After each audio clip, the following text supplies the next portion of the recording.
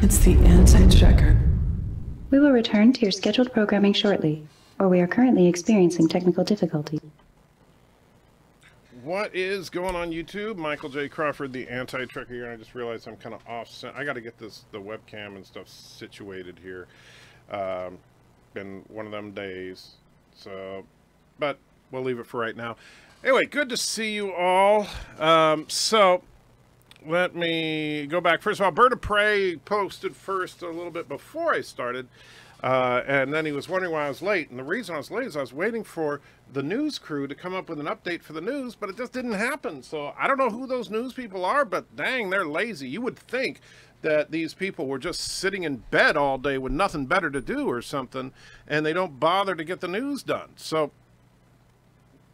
just saying. Anyway, so Commander Shran is here. Good to see you. John is also here. Bradley Briggs says, Z up, y'all. Okay. Darth Kilhoun is in the house, and Lex the Legend is saying, hey, nice fish tank. Yes, the fish tank is the classic anti-checker opening. Sorry for moving things around a little bit while I'm trying to do the show. That's kind of stupid of me, but the webcam positioning is just going to drive me freaking nuts if I don't fix it. I move it a little bit here and there when I'm doing like the reaction streams, so I can better angle things. But anyway, so Lex Legend, yeah, the fish tank is actually an old thing that I just brought back. The betta not killing everything surprised me the most about the fish tank.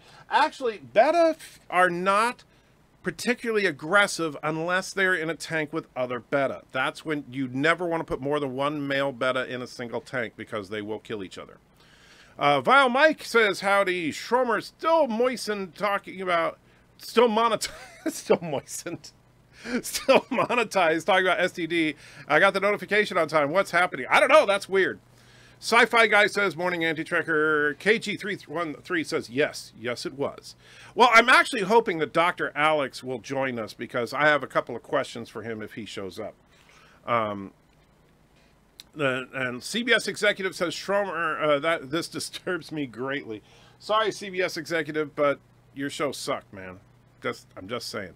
Bradley says, looking good, man. You sleep well, different lighting or something. Yeah, actually, I got up really early this morning, had to work an early shift for a couple hours, then I go back to my regular shift in a couple hours. And then after that, Mrs. Anti-Trekker needed to do some stuff dealing with the estate of her mom. So we had to run around and get some stuff notarized and faxed off to the lawyers and stuff. And then just got home, took a shower, and started the live stream. That's actually the reason I'm late. But, so yeah, just took the shower to kind of revitalize me and all that. So your news department needs a new director. Well, you know, might have an opening there, it looks like. I just have a new episode of Star Trek Discovery ready to watch. Should I approach with hope or fear? Fear, Schromer. Fear. And that's, I was like, ugh. STD blood vessel still showing in your forehead. Yeah, I'm not surprised. DJ Odyssey says earthquake. Okay. Did you just have an earthquake, DJ, or are you just trying to stir things up? So, yep, my traditional greeting is how you know it's me. Bradley, I will keep that in mind. Or zup, I guess you could say. Zup. I'm amazed you have no hangover with the amount of drinking you did last night. You know, honestly, I did drink a lot more than I usually do, but, like, here's the bottle, and you can see I drank about a third of it. And I know the bottle doesn't look particularly big because it's kind of a squat bottle, but this is a 750 milliliter bottle. So, but I can hold my alcohol. Man, I just realized I still got soap in my ears. Look like an idiot. I can hold my alcohol fairly well. And so I'm not a lightweight like Laura Reloaded. Give him 2 wine coolers and he's plastered. No joke. Anyway, Commander Iron Wolf is in the house. Check the left nostril. What, I get some soap in there too? Man, I tell you, I'm just like a mess today. So hopefully I'm all cleaned up now. All right. My notification was 3 minutes late. I demand a refund. You got it. Check is in the mail for everything you paid to YouTube for having YouTube service. Mortal Treknik is in the house, says hi. DJ Odyssey says hi. Shaking of your cam. Oh, that's what you're talking about, because I was moving the cam. Got it. All right, now that makes sense. BIRDOPREY says, your take on E equals MC squared not being relevant to the conversation was all wrong, but because you stopped watching, had you left watching, you would have seen that Azid about getting supernova powers. Okay, fair enough, but here's the problem with it, is that as far as dealing with the supernova, fine. If that's, but then we need some better writing, because with Engineer Jet, hey everybody, I'm a lesbian Jaguar Reno, when she is sitting there describing that she's talking about particle interactions and stuff, that's not what E equals MC squared is about. And the thing that really pissed me off about that is that if you're going to talk about particle physics, and which is what she was talking about. Now, yes, they need the power of a supernova, which, okay, you could argue that could be some relativity stuff, but she wasn't talking about a supernova, she was talking about particle physics. Now, if you're going to describe these super advanced particles physics to anybody, guess what term you should probably use? That term is quantum. Now, quantum is the most overused term in science fiction today, and Star Trek is infamous, particularly on Voyager, for overusing the term quantum. And then the one time that quantum mechanics specifically is the perfect description of what they were talking about, they say E equals MC squared. So, you know, you say that, but I actually do pay YouTube. I do have YouTube Premium for $10. Oh, well, in that case, I'll kick it upstairs and see what we can do. BIRDOPREY says, Jet Reno is my favorite character on STD. Not mine. She's not my least favorite by any stretch. The only thing that she did that really pissed me off, well, there are two things now. So there was the, hey, everybody, I'm gay line about her wife, because that was completely pointless and didn't serve the story at all. And this one where she's describing particle physics as E equals MC squared stuff. When she's supposed to be the greatest engineer in the history of history, she makes Scotty look like a 3-year-old on crack. I mean, she is like so good that by reading a book, she can perform advanced experimental brain surgery. She's that good, and yet she doesn't know the difference between quantum mechanics and relativity. Sorry. Josh says, there was a 6.8 off the coast of Indonesia island. Okay, well, that could be it. Loquicious is in the house. Is good day. I've not seen her in a while. Just have missed her. And that's the thing. Her dry wit. Granted, in the first time that she showed up, I thought she was just annoying because it was horribly written. Everything she said sounded like it was supposed to be funny, but it just wasn't. You know, it would be stuff like, oh yeah, you laugh now, but there's a microphone in front of me. You know, and it's like, okay, I'm supposed to be laughing at that, but it doesn't seem funny. Now, when she showed up last week and this week, she was better. I actually liked her character more, but the hey everybody, I'm gay line was stupid, and the and the confusing of physics is stupid, especially considering she's the smartest engineer ever. I don't think they were talking about quantum mechanics though. Well, quantum is, here's the, on a general, and this is why I wish Dr. Alex was here, to be honest, because he is the true expert. I don't claim to be an expert on this stuff. I'm a lay person when it comes to this stuff, even though I enjoy it. But my understanding is that in a nutshell, relativity deals with cosmic level stuff. you know, planetary bodies, stellar bodies, gravitation, all that good stuff, right? Now, quantum mechanics is the exact opposite. It deals with the extremely small. And in fact, quantum even means the smallest amount. And so it deals with subatomic particles and stuff like that.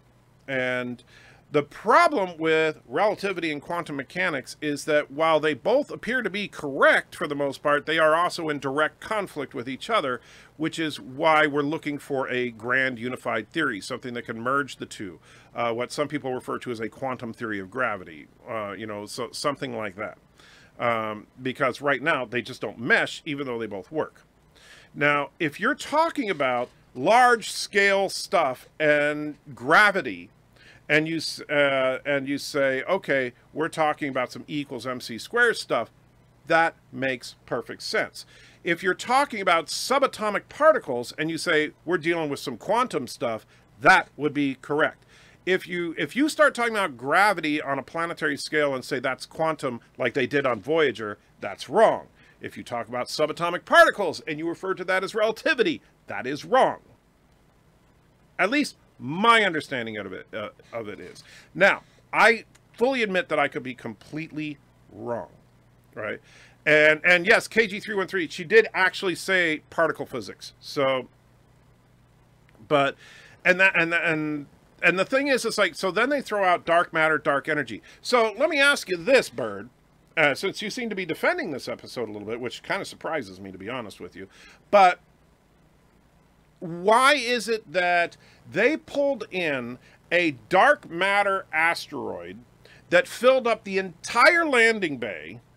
They kept it there because, remember, later on they were scanning it and playing with it, and Tilly got the crap demon shoved into her because of it and all that. You know, the crap demon that informed everybody that every time they use the spore drive, it's killing millions of innocent people in the mycelial network, but they keep using it anyway and don't care. Yeah.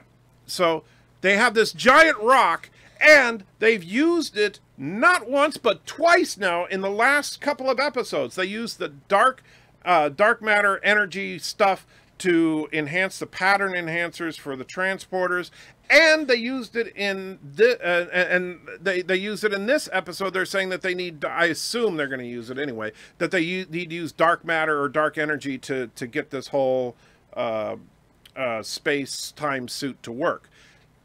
Where is it? Because they keep showing the hangar bay and it's empty. It's not, this rock was the size of the entire hangar bay. So where the hell is it? I mean, there's no door big enough to fit it in. You couldn't have put it in the giant roller coaster room. So where the hell is the rock? And can you smell what he's cooking? Okay, that was stupid. But the and so BIRDOPREY says they ejected the rock to make room for the funeral for a robot chicken. Duh. Well, but then that makes no sense though. Then Bird, because then how do they have the dark matter / dark energy on the ship if they got rid of it? They just apparently magically hid it somewhere in a closet or something. Quantum. Yes, see? Now you can use quantum. That's the right Star Trek trope now. But yeah, so this episode, to me, granted, I'm only halfway through it, but it's a hot mess. It is an absolute hot mess.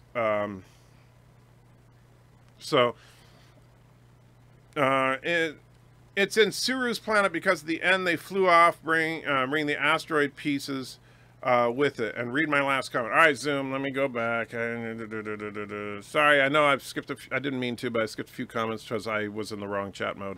Can't stay long. I'm right.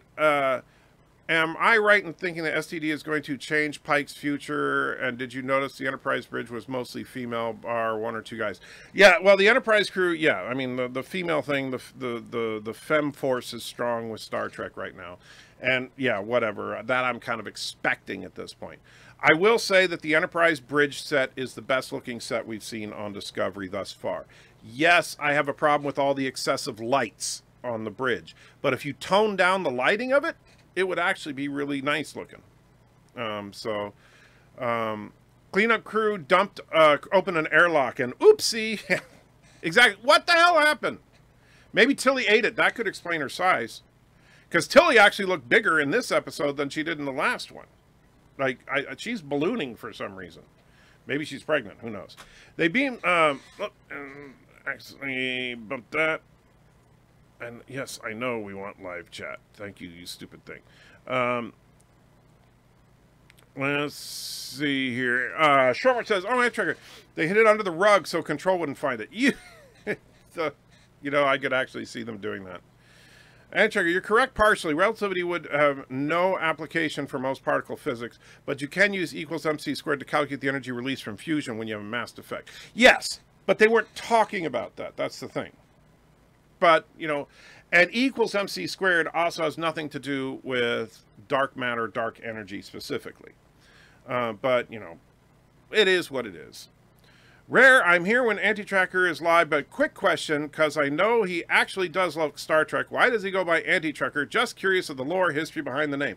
Well, Alex Trev 006, there's actually, I'll tell you that a lot of people have asked me that question, and the answer will come, but I made a promise when I started this channel, when the first person asked me, that I would not release that information until I hit 10,000 subs. I'm currently creeping up on 7,800, so I'm not that far away. Once I hit 10,000 subs, I will do a video. It will be called Why I'm Called the Anti-Tracker, and then you can figure it out. There have been a lot of theories that have been put out. I'm not going to comment on how accurate any of them were. A rock baby. Yes. And thought that was how you do a cliffhanger checker. I'll have to rewatch it. Thing is, I felt as tense as the crew and thought that was how you do a cliffhanger. Well, I haven't seen the end of the episode yet. I figured that this episode's going to end on a cliffhanger. But I haven't gotten that far. I'm only halfway through the episode, and the science stuff is really pissing me off. Chief Cook is in the house, says, hi, I'm late, damn it. Well, that's all right. Thomas Potts isn't here at all because he's on an airplane right now. So, you know, there's that. Let's see. Yes, there are plenty of theories out there, BIRDOPREY. That is correct. I thought they released The Rock to save Red Angel Church Planet. I don't remember. I'd have to go back and rewatch it, as painful as that may be. When I start doing full reviews of the series, I'll probably notice at that time. The Enterprise bridge looks like they took a TMP bridge from Star Trek 6 and added parts to make it look like the Cage bridge. You know, that's not too far off. I think you're right. It does look a lot like the Star Trek 6 bridge. But that's not necessarily a bad thing. Antrager Drunk texted me last night why he picked his name. Really? Did I? I don't remember that. And funny, it's not on my phone. Trekker and antimatter merged together would be my guess. Ignore this comment if I'm close. Oh, shoot. I might ignore the comment. Mortal Trek Geek says, haha, it's really, really dumb. Let's see. Hi, call Anti-Trekker, he hate... call Anti-Trekker, he hate STD. Yeah, but, well, and it's funny, because I did actually start this channel right when STD first premiered. So no more holo communicators until DS9. Well, okay. Anti-Trekker, also, sometimes relativity is used when you compare the half-lives of particles at rest versus moving frame. That's why certain fast particles with short half-lives seem to last way too long. Well, like I said, I'm not an expert on it. I don't claim to be, but it seems like they could have written that scene a lot better. And I would compare it to something like, for example, a bad episode of Star Trek The Next Generation, Descent, in which at the beginning of the episode you have Data sitting there playing poker with Isaac Newton, Albert Einstein, and Stephen Hawking. And in the poker game, through the game of poker, they actually discussed differences in their theories. And they did it, and you could tell that the writers understood the theories they were writing about, or at least had someone on hand that understood the theories that they were writing about. It seems like the Star Trek Discovery crew gets their scientific advice from a second grader that flunked out of his second grade science class. And they just said, okay, tell me what this is about. I think Einstein invented particles. Okay. You know, that's what it seems like to me. It was intense. I had no problems. Nothing hit me anyways. Maybe I missed a lot of entry, but ignored the pooter for a change. You know, and that can happen. I mean, this episode, and someone already said it, Fireside Chat said this episode is 100% filler. It really did feel like a filler episode so far, because so far all they're doing is basically saying, there's a battle a-coming, let's get ready, instead of just getting to the battle. And so this episode is just to stretch out the season by one more episode. That's the purpose it seems to be serving. It's supposed to make sense, though. That's this is being wrote for people that don't know anything anyway. I don't expect real nerds to pick up. They don't expect real nerds to pick apart their writing. Fair enough, but they need to get real nerds on board. That's the problem. And so. Just a warning, I was unfortunately on Twitter a few minutes ago, and an SJW nutcase, you know the type, STD is too right-wing conservative for them. He claimed that the thumbs up is now a hate emoji. Wow. Why? Why is this a symbol of hate? Peter Quinn says carbon dating is how you age something. Yeah, that's the kind of writing that they have on this. BIRDOPREY throwing lots and lots of hate into the channel. Luke Fovark is in the house, says hello, or hello folks, hi anti-trekker. How you doing, Luke? BIRDOPREY says, I like turtles. I like science. And the funny thing is, yeah, during the review last night, I even said I like science, and I wasn't being stupid about it. I mean, my point was that I actually do like science, and so I hate seeing science insulted in a way that we are seeing on this show. They definitely have no science consultant because it's fantasy, but that's the problem. Star Trek is not supposed to be fantasy. Star Wars can get away with it because Star Wars is fantasy, and that's not a diss on Star Wars. It's a different genre. Star Trek is supposed to be semi, and I stress semi-hard science fiction. And so you need to have things at least based on scientific principles. At least on the, you know, just, you don't have to go all super deep dive on it, but at least make your scientific technobabble make sense. On Star Wars, they have almost no technobabble, and that's because it's all just magic. And that's fine, because that's the Star Wars universe. Carbon dating is a way to date organic things with a certain time frame. Does not work for everything. Well, yeah, we know that, but we also know, thanks to the episode of Enterprise, that you can now carbon date non-organic metallic objects to see how old they are, even if they're not from Earth. Which, by the way, doesn't work on so many levels. How do time crystals work? It's magic. Agreed. There is a company that exists that specializes in science and truth behind show stories. STD needs to hire them really bad. STD, yeah, they need to bring like a Neil deGrasse Tyson or any decent science. Heck, get Dr. Alex. He's got nothing better to do but to try and flirt with Mrs. Anti-Trekker. Hire Dr. Alex to fly out to Los Angeles and hang out with you guys and teach you guys a thing or two about science. Just have him be, you know, his official job title will be Dr. Alex Technobabble Coordinator. And you know what, CBS, you can get him for next to nothing. He's English. He doesn't understand what real money is, so you can get him for next to nothing. The time crystals, while not Trek, were at least interesting in the last episode when they retconned the retcon and suddenly time crystals don't seal your fate. I'm confused. Well, all right, on the seal your fate thing, I'm okay with it because what the Klingon Vok's son said was that if you remove the time crystal from the chamber, your fate is sealed. Not if you touch it, your fate is sealed. He saw it, and then he said, that will happen if you remove this crystal, and Pike chose to accept the fact that he was going to be in that wheelchair. So that's the point. However, Burnham didn't remove it from the chamber. Burnham just touched it for no reason. That was like the dumbest moment of Burnham's entire career. Oh, look, an incredibly dangerous time crystal. Wonder what would happen if I just grab it. How did she know that was... Star Wars 9 panel's about to start. Very cool. I'm looking forward to seeing the trailer and seeing if it looks like they're going to do something decent. I'm not betting on it, though. I haven't seen episode yet, but I suppose Reno was talking about photon energy. In this case, your equation as follows: equals mc to the fourth power equals e squared minus c squared times p squared. Well, I don't know anything about that equation, Snowman, so I will take your word for it. 'Cause I am not a scientist. Well, not a hard scientist. I'm not like I work in a technical industry, but I'm not a scientist. Yeah. I love science. Anti-checker, if you want a few science YouTubers, I can point you in the right direction. I know a couple, but I just happen to like Dr. Alex because, you know, he's an Englishman and sounds like he knows more than he really does because of his accent.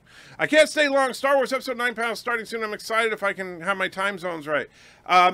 That's cool. Yes, if the Star Wars panel starts and you guys abandon me, I certainly understand. I'm not that important to you. But it is a big day for Star Wars fans, and I truly do, I hope that Episode 9 pulls the fat out of the fire, because Episode 8 was so bad. And, you know, but I think that, I don't know. It's going to be interesting to see if JJ can salvage the franchise. Good, good. I can feel your hatred. Embrace the dark side and give the stream a thumbs up. Thank you, Schromer.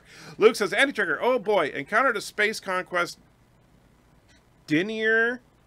Earlier, the guy was claiming that we can't use thrusters in space. LOL. Oh, space conquest denier.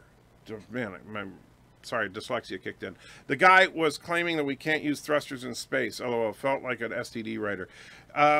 Yeah, I don't know about that, but yeah, the basic physics of a thruster in space actually does work pretty well. I mean, yeah. They're trying to appeal to all the people who don't like Star Trek because there are way more of them. It's genius. Well, yeah, but they're failing at it. Because here's the problem. If you want to appeal to people that don't like science fiction, don't make science fiction. Keep making your stupid MacGyver and Hawaii Five-0 remake crap, right? Keep rehashing stupid adventure and drama shows from the 80s. Don't make science fiction unless you want to appeal to fans of science fiction. Period. End of discussion. And by the way, if you want to appeal to people who don't like Star Trek, don't make Star Trek. Doesn't that make a certain amount of sense, CBS?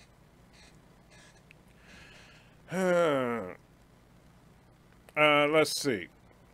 Peter Quinn says, hey, Anti-Trekker, I know the guys from Deep Astronomy. I'll send CBS Tony Darno. Hey, do it. CBS needs help. It should be, and so it's another equation. Snowman, you are way over my head with that equation. I have no idea. I checked the Discovery crew credits on IMDb, and they only have a science consultant listed for one episode, and you can tell. Really? Which episode is that, John? I'm curious. Last night, my wife and I were worried about your blood pressure. Yeah, I know. I really kind of went bonkers last night. Multimodal reflection scanning. I miss that kind of stuff. Yeah, me too. All of a sudden, all those old technobabble lines from Voyager sound so much better than they did. Grab them by the time crystal, yes. Sci-Fi Guy says, me too, me poo, my friend. Fire says, she touched the time crystal and saw Sarah come onto the bridge of the Sarah's come onto the bridge of the NSEA protector, and now she knows how to activate the Omega-13. Yes, that is exactly what that scene was. Miss Mercer says, I'm leaving this channel for a year. Bye forever. Well, first of all, Mercer, no, you're not. Second of all, why would you leave the channel for a year but say goodbye forever? Because a year is not forever. So you're kind of confusing me. ABJ says E equals MC squared was the pop inspiration for the power of the nuclear fission bomb. Okay, but that's not the point. This was not about a nuclear fission bomb. See you in 2 minutes, Mercer, says DJ. Oh, DJ, you're horrible. Burnham wanted to know if her mother was okay, Anti-Checker, when she touched the crystal. Yeah, okay, so if you're worried that someone might have been killed by touching something, the way to test that is not to touch it. Because if she did get killed, Burnham would be dead too. Expecting JJ to salvage Star Wars is like wanting an arsonist to put out a fire that he started himself. I actually disagree with you a little bit, Fred, in that I know some people do, but I genuinely don't blame JJ for where Star Wars is at right now, because The Force Awakens had potential. I didn't like that they made Rey into a Mary Sue in the latter half of the film, but I actually liked Rey for the first half of the film, and so with a couple of tweaks, Force Awakens could have been the beginning of a great trilogy, but unfortunately, that's all lost. Snowman says, I must protest, MacGyver is not stupid. Well, you just lost all your credibility. No, I'm just kidding. If you like MacGyver, that's cool. But what my point is that if CBS wants to make procedural law enforcement shows, then make procedural law enforcement shows and don't touch freaking Star Trek. Why does Lady Trigger's Bridge have an orange light panel? Shouldn't they be red? Well, no, everything is orange, don't you know? It's all orange.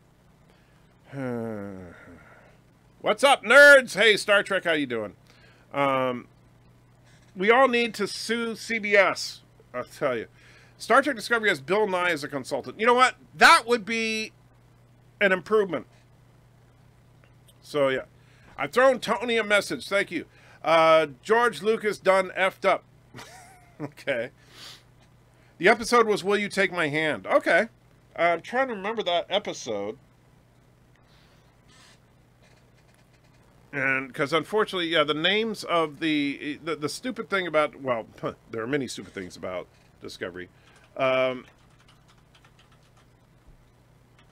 is that the titles rarely have anything to do with the actual stories. Will You Take My Hand? The crew struggles with Dorju's hostile plan to end the war with the Klingons. Burnham faces painful memories. Wow, so that's the finale of season 1? That's the episode they had a scientific consultant on? The one where they could drop a fusion bomb into a planet and wipe out the planet? Wow. Okay. I'm lost, but even the Irish episodes feel better now. MC's in the house says, good morning, MC. Locutia says, us normal people just can't keep up with Kurtzman and CBS. It's 4D chess move. We only think STW, that should be what it's called. We only think STD is horrible because we don't get it. That must be it. And in fact, let me fix. This is going to drive me nuts. So pop out the chat and move it over here. All right. Oh, that was stupid of me. I did not mean to do that. Let's bring that down. Stupid. Sorry, give me just a minute here. We're experiencing technical difficulties here at the Anti-Tracker Studio. All right, now, okay, there we go. Force Awakens was god-awful. I disagree. I don't think it was great, but I don't think it was god-awful. But we can agree to disagree on that, Fred. Darmok and Jalad on the ocean, yes. I like the Enterprise Bridge. I actually really like the Enterprise Bridge, too. It's not my favorite, but it's certainly not a bad one. You know, but I like, it's probably in the upper echelon. Like, I love the TOS Connie Bridge. I love the movie era variants of the TOS Connie Bridge. And I do like the Enterprise Bridge would probably come right after that. So I meant E equals MC squared is a very specific form of one general equation, which, okay. But I know it's only part, you know, obviously E equals MC squared is not relativity. That is just one small part of it. But that's the part that everybody knows. And so, and that's the thing, is that why would Jet, hey everybody, I'm a lesbian, Jaguar Reno, be talking in terms that a 20th or 21st century person would be familiar with. How about she say something like, oh yeah, this is advanced stuff from Z Magni or something. Which, by the way, I didn't even make that up, because that's a name that Captain Kirk dropped. And so that, yeah, the season 1 finale, that's CBS, please don't reboot Airwolf with a female crew. Don't say things like that out loud, Chief, because they will do it if they see your comment. The Force Awakens have potential, right? It was a SW copycat which set up the story to loop. It utterly reversed the outcomes of Return of the Jedi. In order to do so, raped the character of Han Solo. Trash. Look, I get what you're saying, and I know you continued it in another statement, but hear me out here. Had they done it right, it could have become something good. Now, the First Order, when the biggest problem with the First Order, okay, they were in the Force Awakens. I had the feeling the First Order was relatively limited in scope. They had a few ships, and they had Starkiller Base, and they were trying to push their agenda using Starkiller Base and showing that everybody should basically just yield to them because they can blow up everybody. When that failed, we should have seen in Episode 8 a full-out offensive from the First Order trying to move in on the Republic, and the Republic scrambling to build up not just their resistance fighters, but to actually build an army of the Republic and have a real war. That didn't happen. For some reason, all of a sudden, instantaneously, the First Order has taken over the galaxy by blowing up one solar system, which was stupid beyond words. E squared equals MC squared plus PC squared. Okay. Looks more elegant. Well, maybe to you, but to me it just looks like numbers. A. Okay. Every science fiction production crew ought to have a science officer. Yes. But unfortunately on Discovery, it doesn't look like they do. Does anybody know the ratings on STD? No. Nobody knows the ratings on STD. In fact, the only people that know the real ratings of STD are the people at CBS, and they ain't talking. The only thing they're going to say is they're setting records. And that means nothing. So, that's a real problem with Discovery, is that it, from all appearances, it doesn't seem, from what information we can track, it doesn't appear to be doing well. The fans are definitely not responding positively. A lot of fans have given up on it completely. Really, the people that watch it regularly are the people like myself that talk about it on YouTube, and because that's what we do. I can't not watch it, because if I don't watch it, then my Thursday night live streams would be boring. However, the biggest problem we have is that they just don't care. And they just want to pretend that everything is successful. It actually really reminds me of a video I recently watched about the situation in Portland, Oregon. Portland, Oregon has a severe shortage of police officers. The reason they have a severe shortage of police officers is nobody wants to be a police officer. Nobody wants to be a police officer because the city council, along with, you know, mobs of people from Antifa and other organizations like that, are demonizing the cops. So who would want to be a cop? Not only that, but the police were saying in a city council meeting that nobody will pass the entrance. You know, they got 60 some odd people, and 3 of them actually passed the background check because of drug use, which is not surprising considering it's Portland, Oregon. And yet the city council at this meeting, after they gave all these issues and their desperate attempts to staff the police, wanted to focus for the rest of the meeting about their diversity programs. They don't care about the actual success or failure. They care about the virtue signaling of having a diversity program in place. That's the same way that CBS is treating Star Trek right now. They don't care if the show makes $1 billion or nothing. What they care about is that they can brag about their diversity quotient. And that's killing the franchise. Nerdrotic is in the house. Hail, nerd. Good to see you. Hope your trip went well. I think you're back. Easy E equals MC Hammer. There you go. Luke says, Enter, yeah, the First Order wasn't too big in The Force Awakens, but the New Republic was even smaller and weaker, resorting to the Resistance to deal with the First Order's threat, no matter the reason. Well, and that was a problem. I'm not saying the Force Awakens was without flaw. What I'm saying is that it was not horrifically bad. Setting records, you mean they're making vinyl? Well, setting records meaning, like, and this is the problem. If 100 people subscribe to CBS All Access because of Star Trek Discovery, and those 100 people hadn't been subscribed before, they can say that's a new record, right? I could say, hey, I am the most successful YouTuber out there because on an average week, I set 5 new records for subscriber counts every single week. Why? Because my subscriber count went up by 1. That's a new record. Woohoo! I'm a success. That's CBS's thinking on this. More viewers have turned into CBS All Access since Discovery than has ever tuned into CBS All Access before Discovery. That is exactly what they're saying. Joseph throws €2 in, said, while watching and liking, I thought about Anti-Trekker. Well, thank you. And if Joseph, of course, if you want a Super Chat reward, let me know, my friend, and I will be more than happy to throw one up there for you.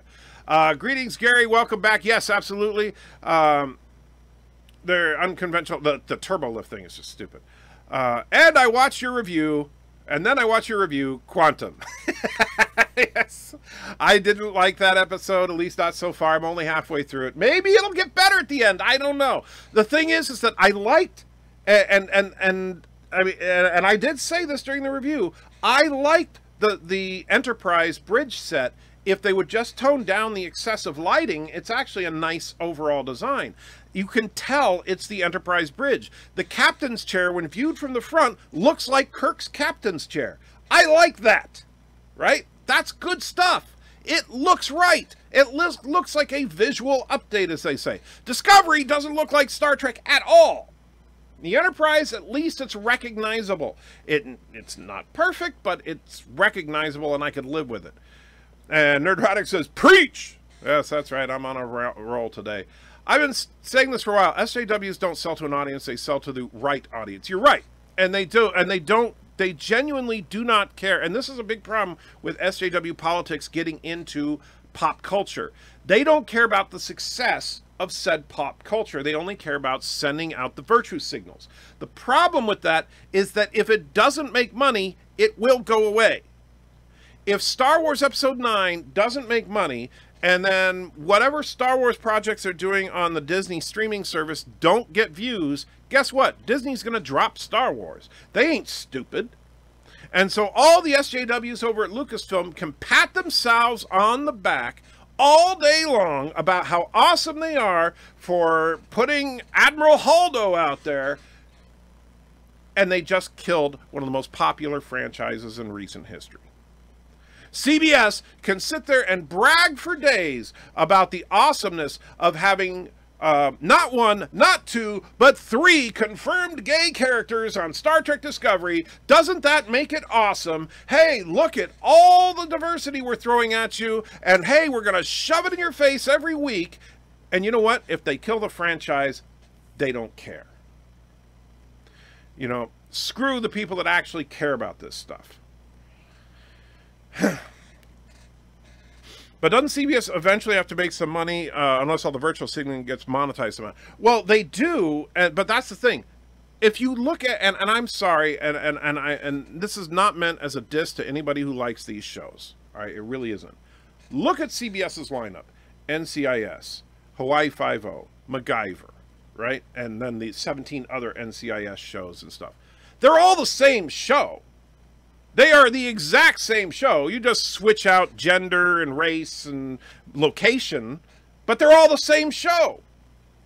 You can take a plot, you can take a script from Hawaii Five-0, rewrite a few lines that deal with location and the proper names of the characters, and drop it into MacGyver, and it will work absolutely fine.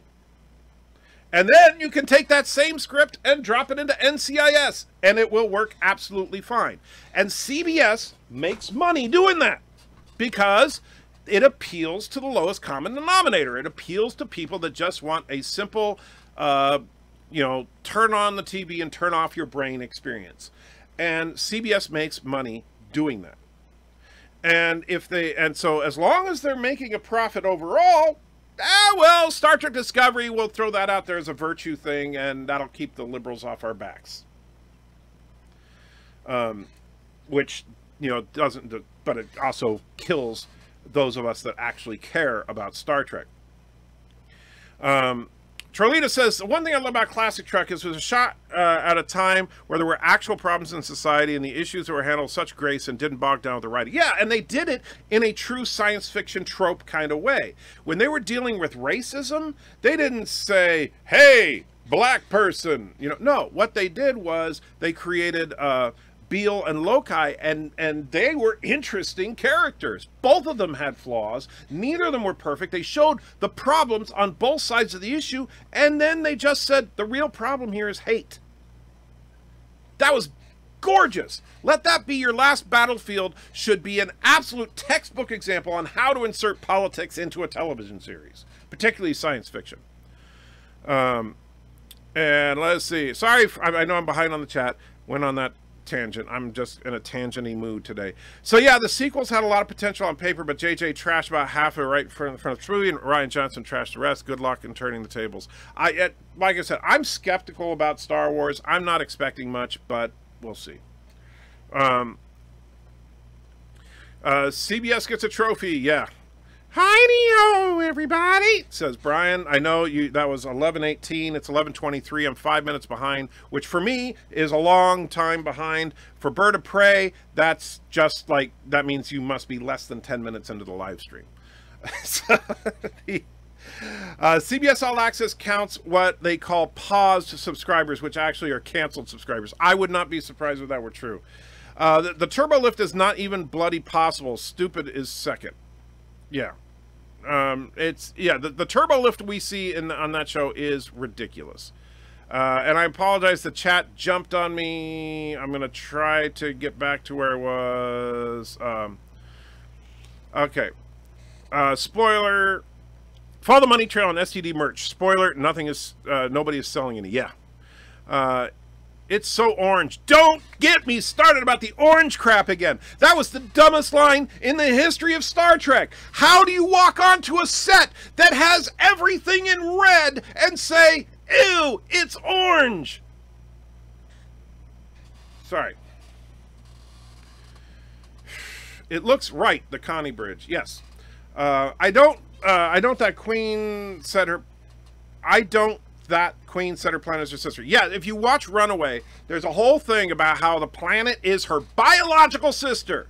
I'm not even making that up. The planet is her biological sister. It is the dumbest concept in the history of frickin' television. TOS bridge modified by the JJ lighting crew. Yeah, but at least it looked like the TOS bridge. That's the thing. That's why I liked it. Going to Pizza Hut buffet. Gotta eat. All right, Fred, have a good one, my friend.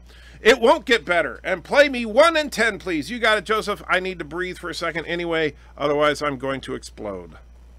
Star Trek Discovery is not even canon, even though it keeps saying it is. And Michael is just too perfect to even exist. And you need to shut up about it being actually good. I just wanted my waffle. And yes, that would be me if not for you guys. So thank you to all of you.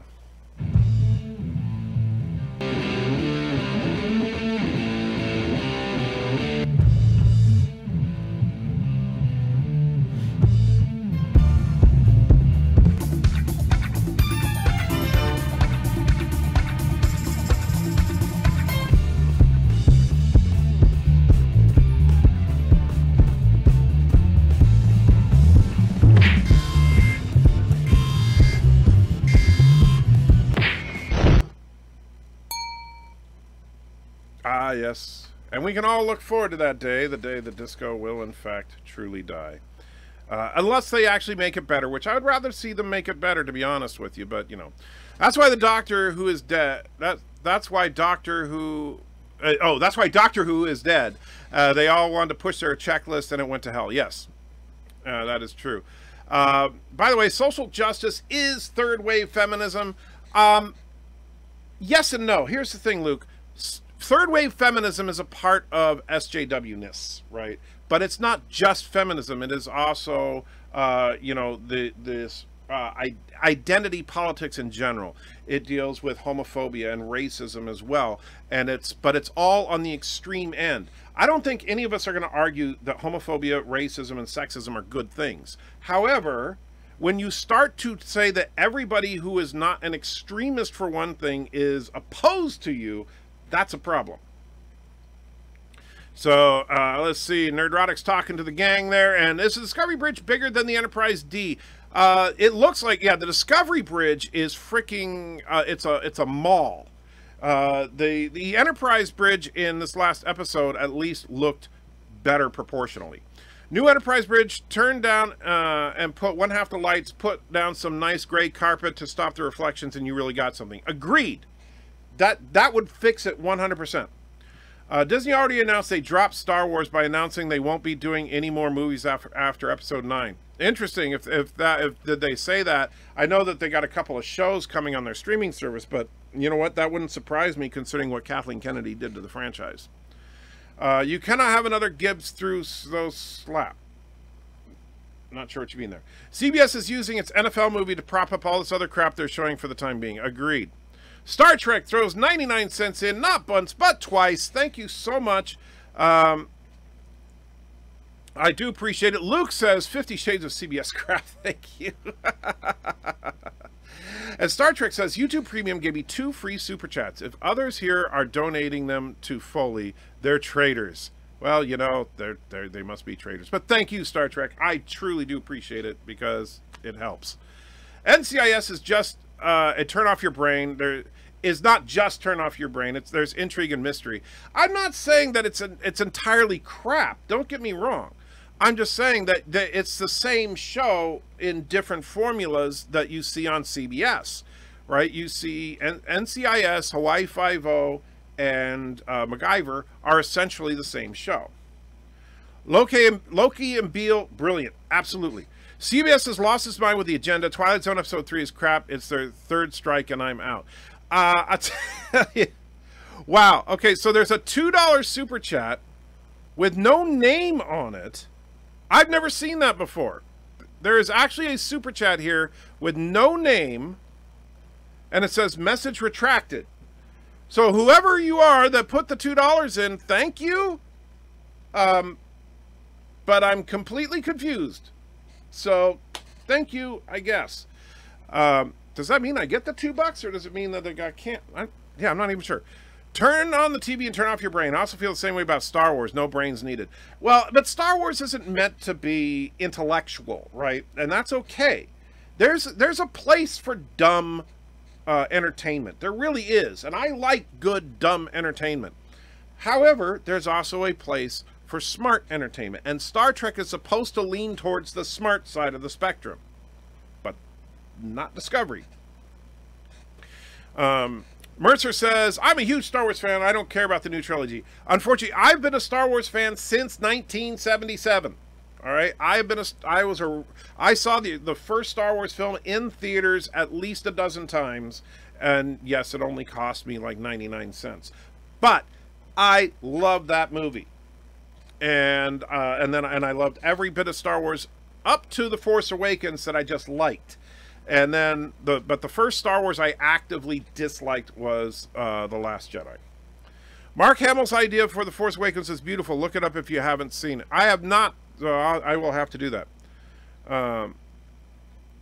Mercer says they sent it twice. So okay, well, if was that you then, Mercer? Well, I'm sorry. Then I owe you a couple of Super Chats then, right? So let me know what you want. And Star Trek, don't forget, I owe you a Super Chat or two if you want them. So, the panel behind you is orange. So you're saying that this is orange, right? Yeah. Ah, too many lights. Yeah, well, you see, there's the blinking lights in the classic TUS bridge there aren't that many of them, and so it's enough to where you know that there's stuff working and mechanical stuff going on, but not so much that it becomes a distraction like in Discovery and the JJ-verse. The problem I have with all the NCIS shows is seeing over and over again bodies on a coroner's table, bullets in the head, burned bodies, etc. Is that always necessary for a good story? No, but that's what those stories thrive on. They don't thrive on great writing. They thrive on, hey, here's the story.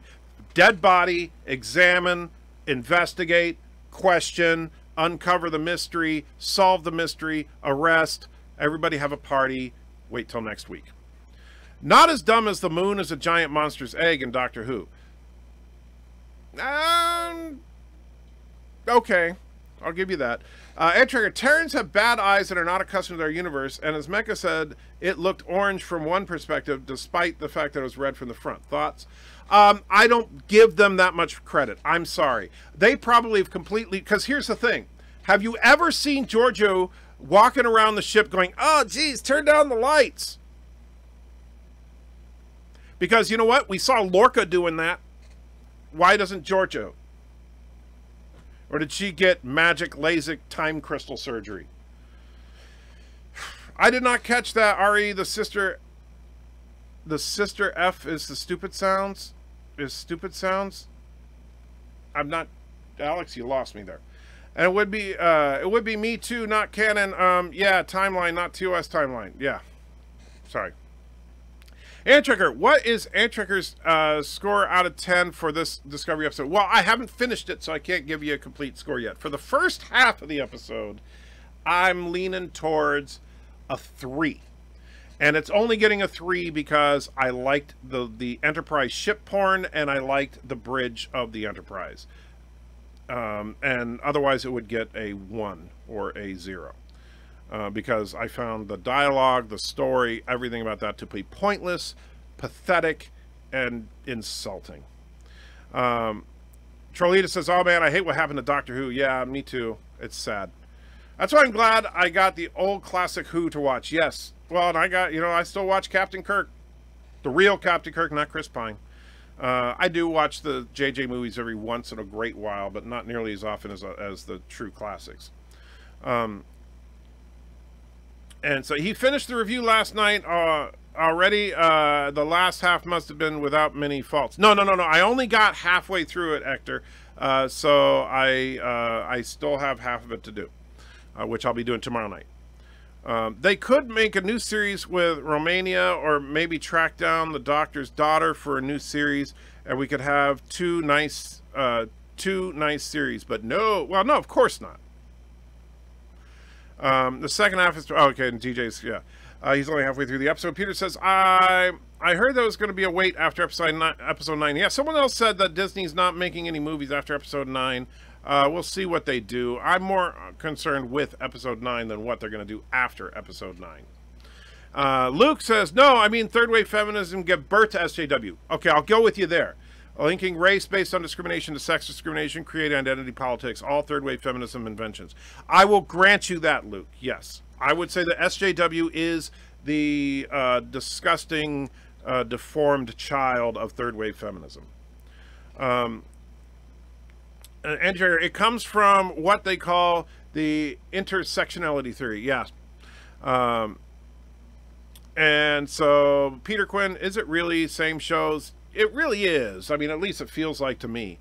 The originals of those shows were unique shows. That's true. If you look at the old Hawaii Five-0, the old MacGyver, and even the original NCIS, those are 3 distinct shows. But now on CBS, CBS, we'll throw the same script at 20 different shows, and you guys will watch it because we're CBS.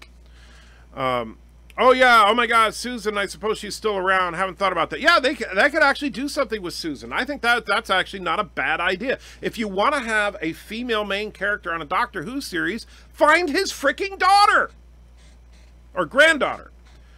I sent the same super chat twice by mistake, so I retracted one. Oh, no problem, Mercer. I understand mistakes happen. I assume you don't get charged that second $2. At least I hope not.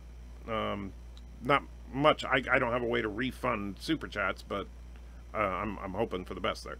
I love the old MacGyver, and reboot is trash, just like Magnum PI. I haven't seen the reboot of Magnum PI. Peter says, I was born in 1978. I hate you. I can't do all these shows without Richard Dean Anderson and Selleck. Yeah, you know, Richard Dean Anderson. And the funny thing is, on the MacGyver series, I only watched one episode of it, but MacGyver's father is the guy that runs the MacGyver Institute, that the MacGyver team goes out and solves MacGyver crimes, which is the exact same thing as the Honolulu whatever police squad that leads those guys, or the NCIS squad. It's the same show.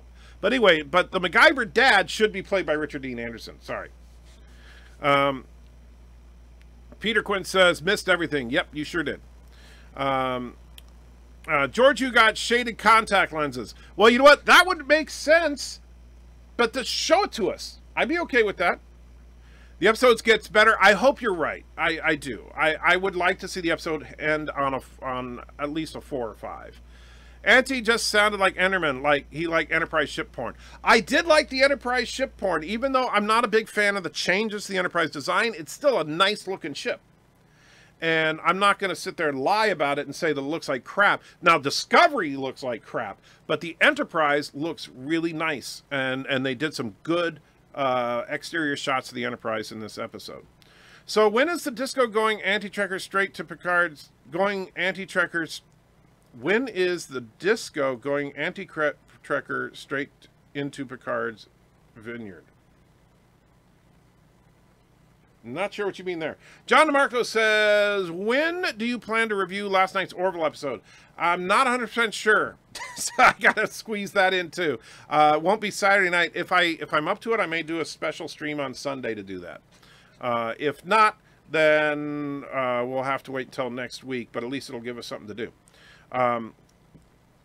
The Orange Bridge comment last night was another slap in the face to old Star Trek fans, and the holographic versus view screen comment.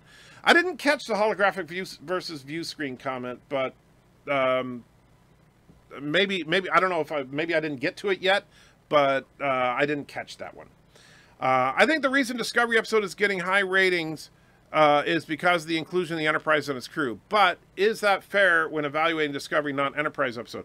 Well, you know, I'll say this, Brian, and I'm absolutely serious, is that if they took this Enterprise with this team of actors and made a show about it, you know, you could call it Star Trek the first or, you know, Star Trek the first 5-year mission or something, I don't know, and have it about Pike and his crew with number 1 and Ethan Peck's Spock, and then, you know, create a couple of new characters to be your engineer and stuff like that.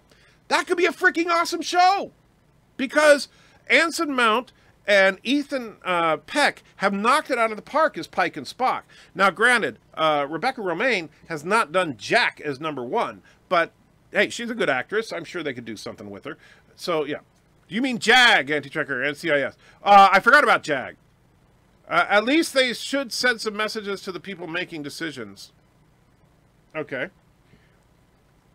Chat question. Does Anti-Trekker get angry if people repost questions they may miss? I do not, push-ups. I do not. So because I do miss chats sometimes, and as I'm sure you've noticed, I try to read everything I can, but sometimes the chat just goes too fast for me, and so if there's something you really wanted to ask me, number 1, put @Anti-Trekker at it, because I try to catch those, and then number 2, yes, if I miss it and it's been more than a few minutes, or you see that I've read stuff past it, go ahead and repost it. I'm not offended by that in the slightest. And yes, John, much better than read my last comment. So yes. Because read my last comment is annoying, because I scroll up and then I get even more lost, and it just takes more time than it needs. Having access to it, Hector. Oh, you never watched it. Okay. Antifa was labeled as a terrorist organization by the U.S. government, so why is Portland, Oregon not helping their police officers? Because Portland, Oregon is run by a freaking group of SJW nonsense crazies. The mayor of Portland made a statement about how he stands with the people of Antifa. I'm suggesting that Discovery go to Picard's. Oh, I see. Well, that's probably what they're going to do. I'm not thrilled about it. I think they need to just blow up the damn ship. Stupid Section 31 comm badges. I'm sure they get special contact lenses, but I'm really sure the writers just forgotten to share sensitive light. That's what I'm thinking. They just forgot. Dr. Alex says, "Hi, Anti-Trekker. I hope you're not suffering too much from the shore leave." Dr. Alex, did you watch at all my live stream from last night? That's question number one. Because if so, I need to ask you a couple of questions. Even if not, I need to ask you a couple of questions. So let's see. Push-ups to exactly as he's doing his favor by sharing his expertise. So I wouldn't want to be that rude. You're not rude, man. The only thing that would be rude is if you start insulting people. All right, and I mean like mean-spirited. We can make fun of each other, but just don't turn into hate. And I'm okay with it. So someone said about a play. The good parts are all from the original, and the original parts you wrote aren't good. There you go. Yes. You missed the hologram gone speech from number 1 because you were so excited about how many lines she had. Okay, that must have been it. So, but I remember they actually had the line about how Pike didn't like holograms from a few episodes back. So that makes sense. Enter, hey, don't forget Captain Robert April. Well, that's true. Captain Robert April, who did appear in the animated series, we could see that. And that could actually be interesting, is make Robert April an admiral who is Pike's boss and kind of make that a part of a continuing story about the Enterprise. You could call it Star Trek 2250. You absolutely could. There's a million things you could do with it, yes. Bonjour, Luke. I'm still fighting the DMCAs. Kurtzman promises to fix all canon by the finale. What are your predictions? My prediction is honestly this. I think they're going to launch Discovery into the future. Or, and I saw someone commented about this on Trekyard's stream last night. They will... for some reason, they can't get Discovery to go into the future, but the crew can go into the future. So they tell Discovery to wait in a nebula for the crew to show up. That'll be 1,000 years later. Hence, the Discovery sitting in the middle of nowhere for Calypso, and then the crew shows up, and they have their magic sentient computer, and it's just going to be even dumber than before.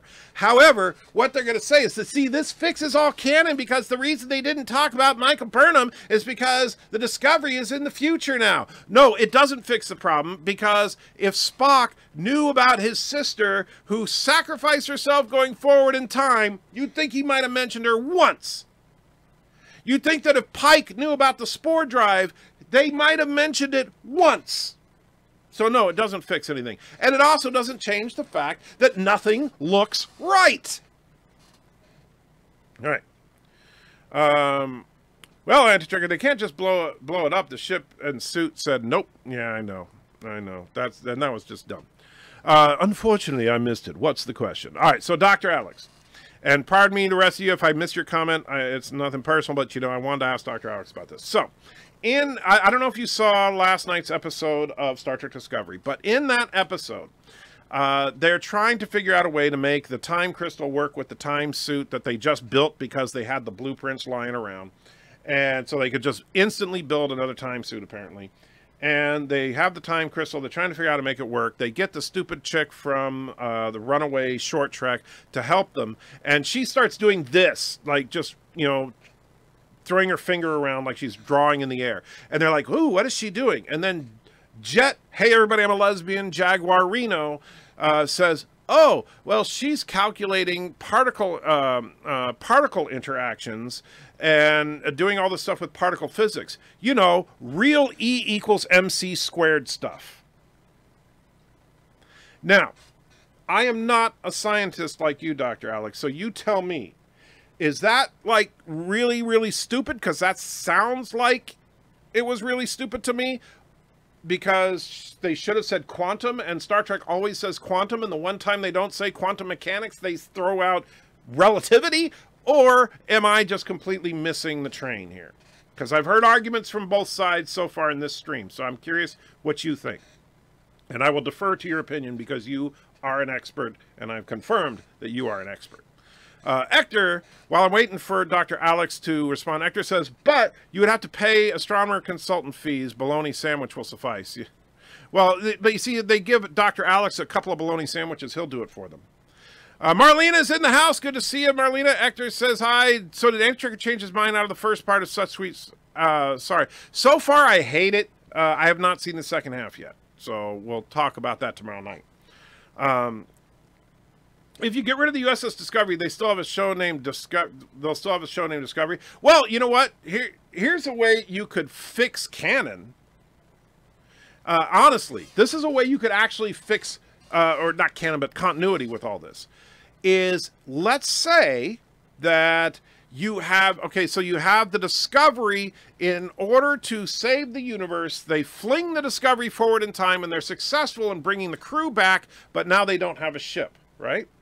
In the meantime, during the big battle, the Enterprise got beat all to hell, and the Enterprise limps back to space dock, and they're trying to fix the Enterprise, and they say, you know what, we got this brand new ship, and you make it the classic Constitution class, and we're going to rename it Enterprise. Then they finish refitting the old Enterprise, and they name it Discovery. Bam. So then you can actually get some continuity going.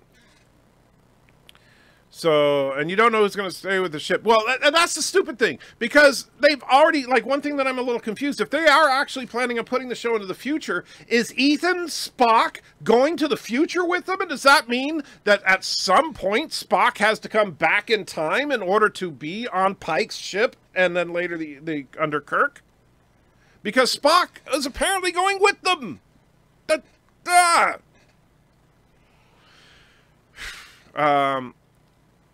So, yeah, especially, yes, after Spock's brother shows up, yeah. It's like, yeah, it's like, for example, in Star Trek V, when Spock finds out Sybok is still alive, and Kirk's like, oh, I didn't know how you had a brother, and he goes, yes, and a sister. You know, that, something like that. But, you know, but whatever. You'll have to watch it, Anti-Trekker, I know. When they rewind history to the point where the producers decide not to create a show named Discovery, that's what they need to do. Hello, Spock. It's Sybok, yes. Want to talk about Sybok? Well, I've said before, Sybok is now officially of all of the previously unknown siblings of Spock, Sybok is the better one. Discovery writers to fans, it's going to be okay. Just lay down. Just take the meds that we prescribe. You will enjoy them. Don't resist us. Yes, resistance is futile. And Tricker, you want to see, for a change, really, really funny sci-fi folklore stuff, go see legendary Polksy series. They're short movies, about 10 to 20 minutes, based on Polish Slavic folklore. I especially recommend Turdwaski and Turdwaski 2.0. Much fun, and they're freshly made by Platig Image, Polish studios. I'll tell you what, Snowman, if you're on my Discord, actually send me the link for it, and I'll check it out. But you got to send it to me on Discord, because you put it in the chat. I will not catch it. Brian says, me poo, hashtag me poo, my friend. I'm guessing something quantum happens with the STD crew goes into the future and it erases from the timeline. Timey-wimey, Spock forgot Burnham, Starfleet forgets time, suit, and spore drive. Yeah, but that's just stupid. They need to have a reason for it. Peter says, that's stupid, Anti-Trigger. No one says real E equals MC squared stuff. Well, apparently they do now, because Jet, hey everybody, I'm a lesbian, Jaguar Reno says it. Why not? Their short movies are free to watch on YouTube. Very cool. Ice Rush, nice to see you, says, sounds more like Freeman diagrams from the E equals MC squared. Well, yeah, but that's what, you know. Nerd, you forgot the spore magic. Well, that's true. Calling back to 15-minute episodes, of which I haven't watched, is really bad writing. Yeah, no kidding. Dr. Alex says, don't watch STD, and I'm not fluent and stupid, but I'll try and interpret. E equals MC squared transcends general relativity and quantum, valid on both. Remember, Einstein got his Nobel Prize for the photoelectric effect, quantum. Well, that doesn't answer my question, but thank you. We'll have to talk about that one of these days, Doctor.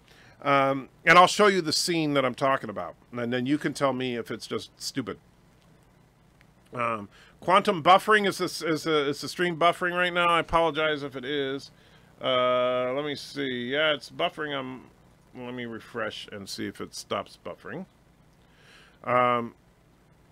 They'll use spore magic to cast it out of existence. You're probably right. Okay, yeah, it seems to be working again. And then, it was me. Okay. Chaos theory has much more to do with particle interactions than general relativity. Well, you see, and I'm not an expert on this stuff, so I don't know. But Zarkon de Grissom is in the house and says, yeah. Yeah, about the spore magic, yes. They just revealed the lightsaber will be reforged.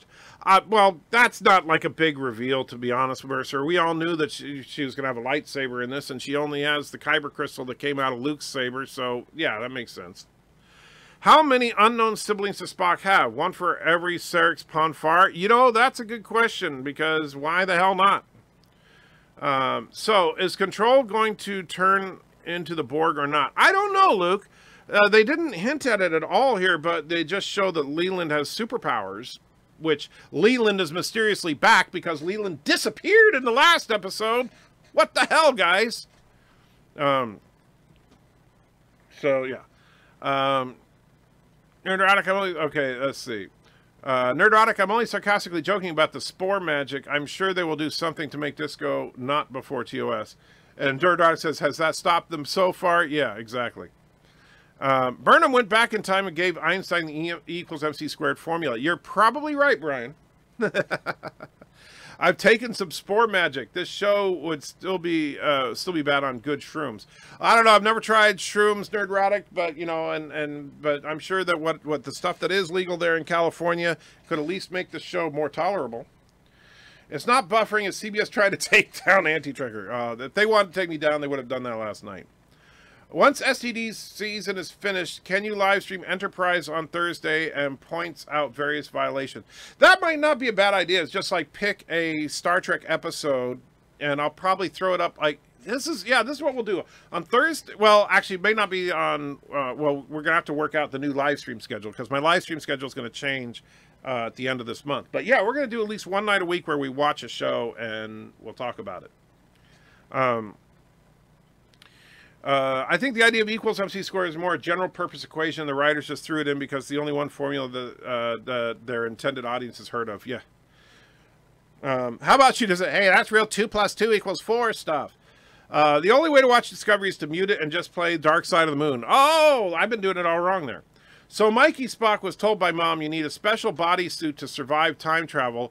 Of all the disco people are going, don't they need suits too?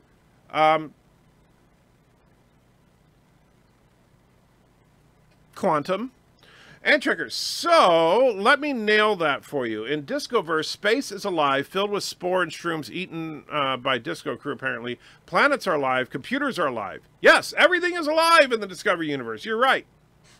Star Trek. During Burnham's future vision, when Leela was killing everyone on the bridge, did anyone else think Galaxy Quest? Yes. In fact, we talked about that during the stream last night, and a couple of people mentioned it earlier in this stream too. Yes, absolutely. She might be sketchy Feynman diagrams and crazy rhythms in her head. Exchange energy between particle masses and velocities would be described by equals MC squared. However, I feel I'm doing all the writing here. You probably are, Dr. Alex, but like I said, when I get a chance, you and I will talk, and I'll show you the actual scene. We'll break it down for a future video or something. I think that could be fun. Hey, Andy Tricker, what could possibly make the second half of the episode the worst ever?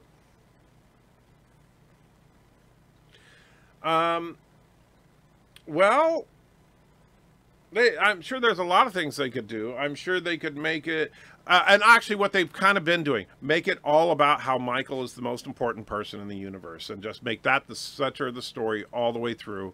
Have everybody just congratulating Michael for her awesomeness all the time, and end with Michael Burnham is going to save the day, which I wouldn't be surprised if that's exactly what they do. Hey, Anti-Checker. I just read that. Sarek apologizing to Mikey and Amanda for being a weak male was pure cringe. I haven't seen that part yet, so that's not surprising. Luke says, conclusion, Disco versus a parallel universe, not ours, and it will evolve into something the Borg encounter sometime later once species 8472 conquers this galaxy. Oh, there you go. So this is actually the going to become fluidic space. Interesting idea. That sounds fun. Cannon by, yeah, we could call it cannon fodder.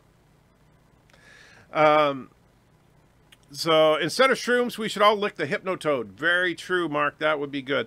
Hopped in to say hi. Looks like I missed all the fun. I'm sorry, Cinnabon Bunny, but you can always rewind. Everything is live except Michael Burnham. She's a wood plank, LOL. Well, except Marlena, I will say this. She has actually shown a little bit of emotion this season, to be fair. It hasn't been great acting, but at least she's done more than...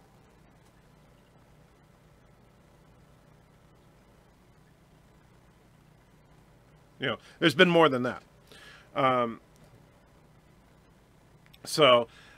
Dolly Parton is relevant again.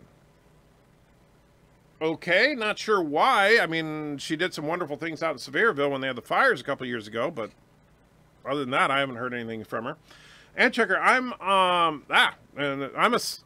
a science communicator, so maybe I should join you and Alex. Peter, that might not be a bad idea if we can arrange it one of these times. What we'll need to do is we'll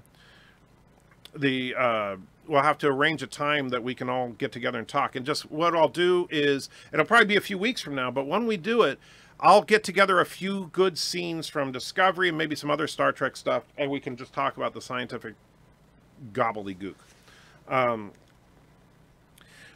Michael will become Captain Discovery. I would not be surprised. That would also be bad. Dr. Alex says, Anti-Tricker, awesome idea. And how goes the Super Chat? Joshua's working on it. I did play the audio of you and Mrs. Anti-Tricker the other day on the stream and got a good laugh out of it. So I think it's going to be fun. And I'll tell you what, if you're nice, maybe I'll play the audio one more time so you can hear it, because it is hilarious. And Marlena says, I'll give you that. Fair enough. See? Please be kind and rewind. Man, haven't heard that in a while. Make the second half worse. Easy. Pike turns over all authority of the Enterprise to Burnham because she's that awesome. Yeah, it's something like that, yes. And Trigger, even though we might rename it SJW space, gender is fluid, race is fluid, space is fluid, time is fluid, writing is fluid, and ratings are too. Yes, fluidic space. I think you're onto something there, Luke. We need to do something with that. Well, buddy, it's hit or miss if YouTube puts them out on time. That's... I must have missed something there. Oh, do you get stream notifications? Oh, so here's one thing you can do, Cinnabon Bunny. And I'm absolutely serious here. I'm not just trying to plug my website, even though I am trying to plug my website. If you go to www.antitrekker.com and you register on the website, and then you go to, you can follow the new videos, the new videos thread on the website, and then not only will you get a notification from YouTube whenever they feel like sending it to you, you will also get a notification from antitrekker.com, and that notification is usually out within 10 minutes. And it's been pretty reliable. I use it for like BIRDOPREY streams. And by the way, another fun thing, and we're working on expanding the list, but right now we also have a certified nerds section of the website for other YouTubers that I consider genuine members of the nerd community that put out good videos. And so people like Nerdrotic, Mecha Random, Doomcock, Lore Reloaded, and others are listed there. I think Ensign Ricky's on the list now. I think that I know BIRDOPREY is on the list. But people who either I know personally or have seen enough of to believe that these people are the real deal, as opposed to people that are just shilling or something like that. Trek Yards is on there. And I know some people think Trek Yards is shill. I know Captain Foley. He's no shill. You know, he may go soft on Discovery, but that's his genuine opinion on it. And I can disagree with the man and still respect him. But so definitely check out the website. We're trying to, and there's more functionality coming, stuff that I'm really looking forward to.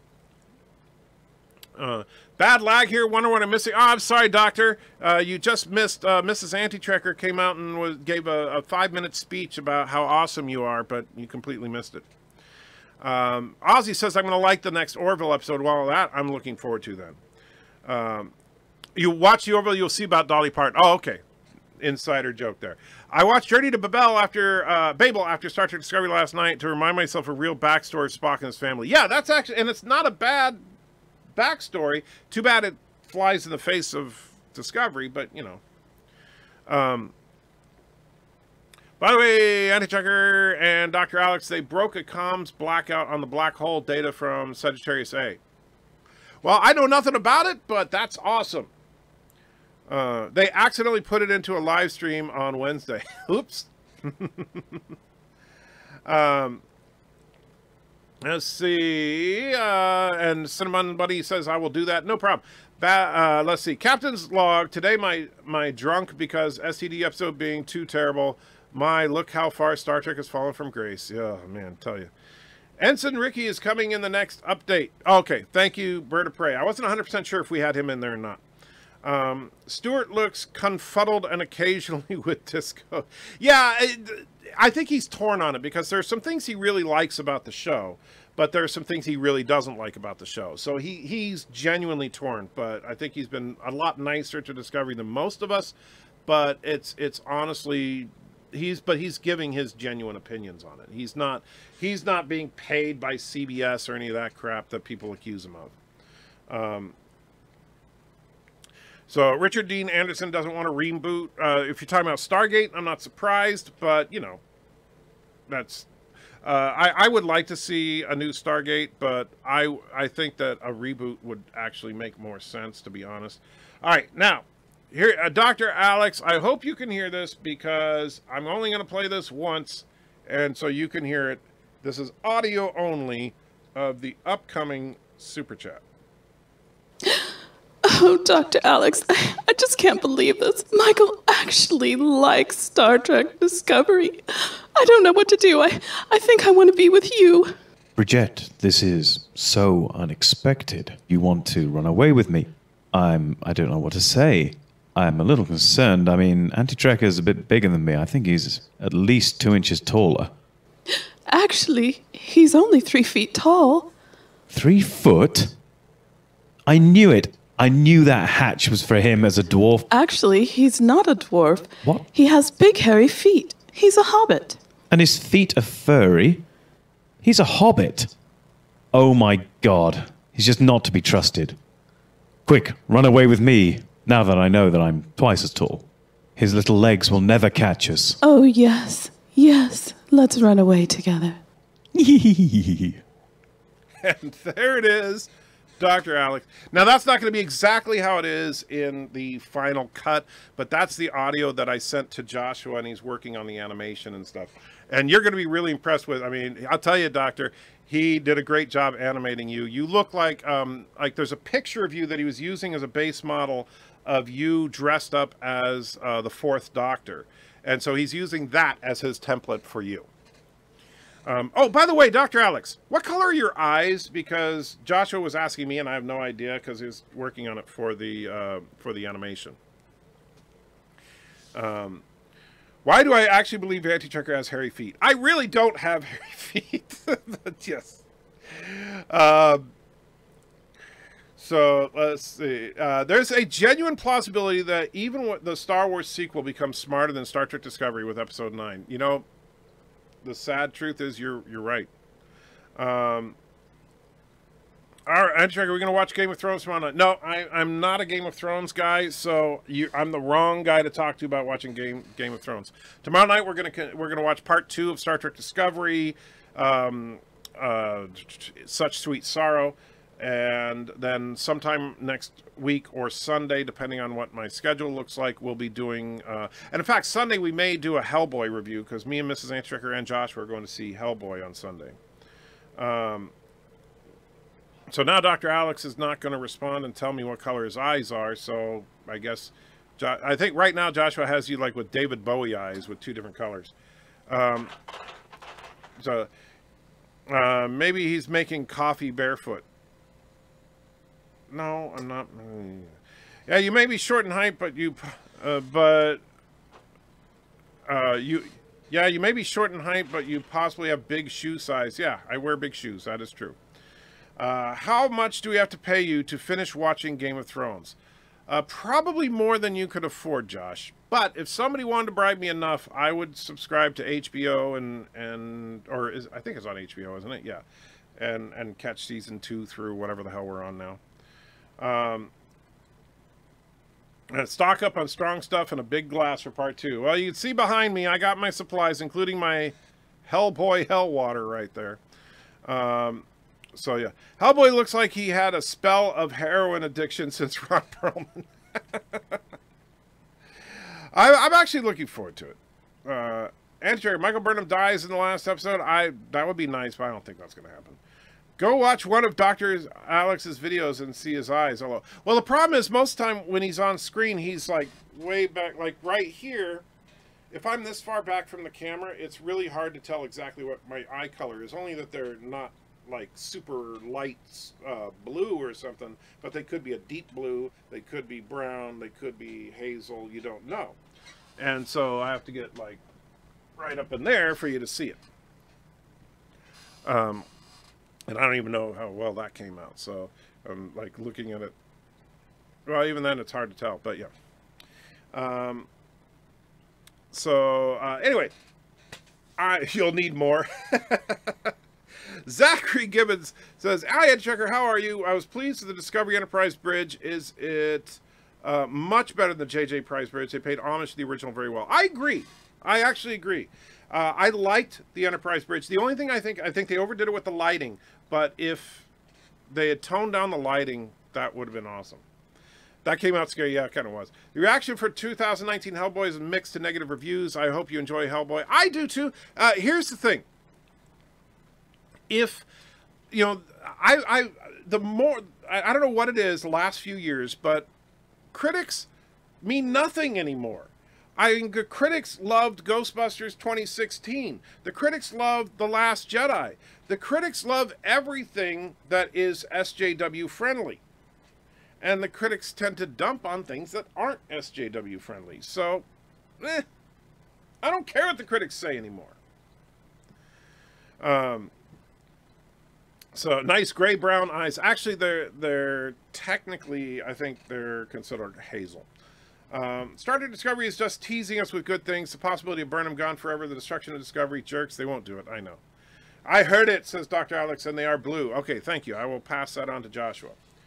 Anti-Jerker, what do you think will happen in the season finale? I don't know. I mean, I think that they're going to probably end up throwing the ship into the future, and that's going to set it up for Calypso. The only real question is, will it come back to the 23rd century, or are they going to set the rest of the show in the 28th century or whatever, or the 30th century? I don't care. Whenever they do it. But however they do it, I'm probably not going to like it very much. So, anyway, I do need to wrap it up, guys, because I got to go to work in just a little bit. But I do want to thank you for hanging out with me this time. And, yeah, it's been... And reducing Hemsworth to what they did to Chris Hemsworth, and that was horrible. If Kirk comes out in season 3, I'm going to jump in a lake. I'm going to consider myself a prophet, considering that on April Fool's Day I put that video out. All right, guys. So again, have a awesome whatever it is in your time zone. Insert appropriate remark for morning, evening, afternoon, and I look forward to talking to you guys tomorrow night.